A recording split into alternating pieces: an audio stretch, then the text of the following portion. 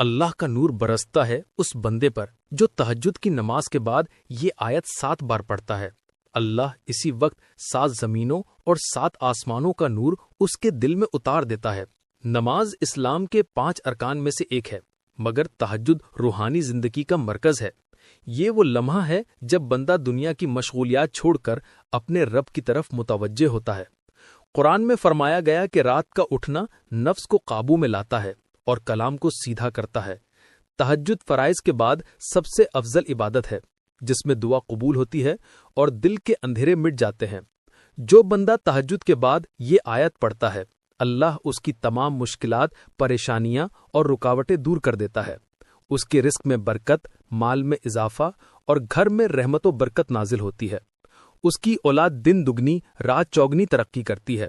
لیکن جو شخص رات کے قیام کو چھوڑ دیتا ہے، اللہ اس کی زندگی کی الجھنیں بڑھا دیتا ہے اور وہ اس عظیم و سعادت سے محروم رہ جاتا ہے۔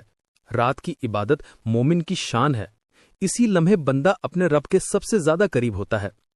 حضرت ابو ہریرہ رضی اللہ تعالیٰ عنہ سے روایت ہے کہ نبی پاک صلی اللہ تعالیٰ علیہ وسلم نے فرمایا، ہمارا رب ہر رات آسمان دنیا پر نزول فرماتا ہے۔ جب رات کا آخری تہائی حصہ باقی رہ جاتا ہے اور فرماتا ہے کوئی مجھ سے دعا کرنے والا، میں اس کی دعا قبول کروں، ہے کوئی مجھ سے مانگنے والا، میں اسے عطا کروں، ہے کوئی مغفرت چاہنے والا، میں اسے بخش دوں۔ یہ حدیث اس نورانی وقت کی فضیلت بیان کرتی ہے۔ تہجد کا وقت قبولیت کا وقت ہے۔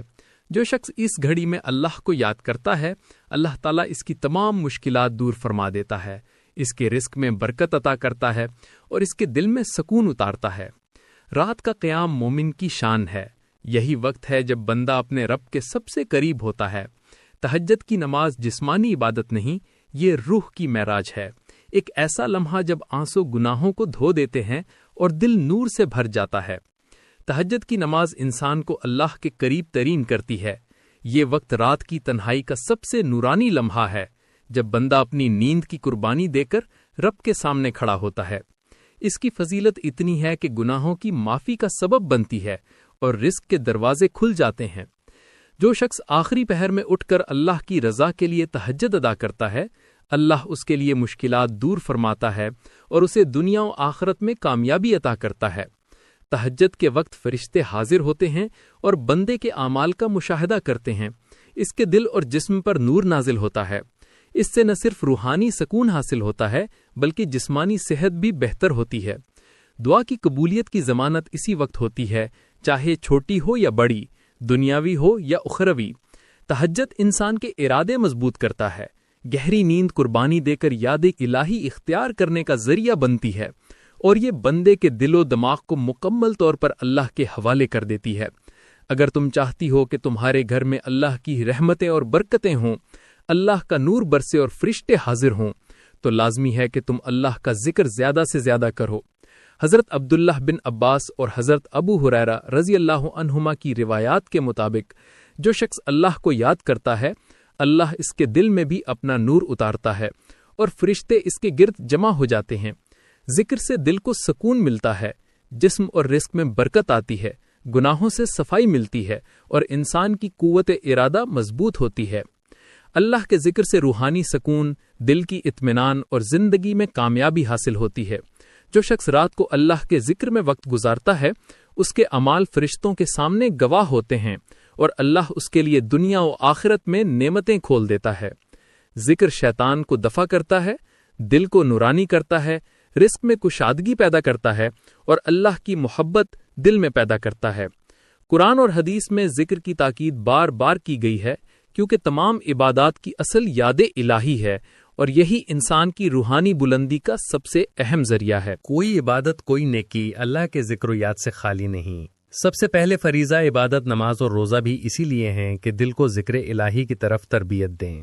روزہ نفس کی پاکیزگی اور دل کی زمین کو ہموار کرتا ہے تاکہ یاد خدا کا ظہور ہو۔ قرآن حکیم کی تلاوت سب سے افضل ذکر ہے، کیونکہ یہی اللہ کا کلام ہے اور ہر ذکر اسی کی طرف لوٹاتا ہے۔ اصل عبادت وہ ہے جس کا مقصد خالص رضائے الہی ہو۔ یہی مومن کی پہچان ہے۔ رسول اکرم صلی اللہ علیہ وسلم نے فرمایا، جو بندہ اللہ کو یاد کرتا ہے تو اللہ بھی اسے یاد کرتا ہے، اور جو اللہ کے ذکر میں محو رہتا ہے فرشتے اس کے گرد جمع ہوتے ہیں۔ حضرت ابن عباس رضی اللہ عنہما کے اقوال بھی اسی طرف رہنمائی کرتے ہیں کہ دن رات اللہ کی یاد کو ترک نہ کرو، لہٰذا دل کو مصروف دنیا رکھ کر ذکر سے غافل مت ہو، ورنہ نقصان اسی کا ہے جو یاد الہی سے دور رہ جائے۔ اللہ کی یاد میں زندگی کا سکون، نور اور برکت ہے، اس کو کبھی چھوڑو مت۔ محترم ناظرین، وقت کو مد نظر رکھتے ہوئے چلتے ہیں اس عمل کی طرف جس کے بارے میں نبی کریم صلی اللہ علیہ وسلم نے فرمایا کہ جس نے تہجد کے وقت یہ آیت 7 مرتبہ پڑھی تو اسے 7 زمینوں اور 7 آسمانوں کا نور اسی وقت اللہ پاک عطا فرمائے گا۔ اس آیت کو پڑھ کر جو بھی دعا مانگے گا وہ دعا اسی وقت قبول ہوگی، اور جو پریشانی ہوگی وہ فوراً ختم ہو جائے گی، کیونکہ یہ اللہ تعالیٰ سے مناجات کا خاص وقت ہے۔ محترم عزیزو، قرآن کریم اللہ کا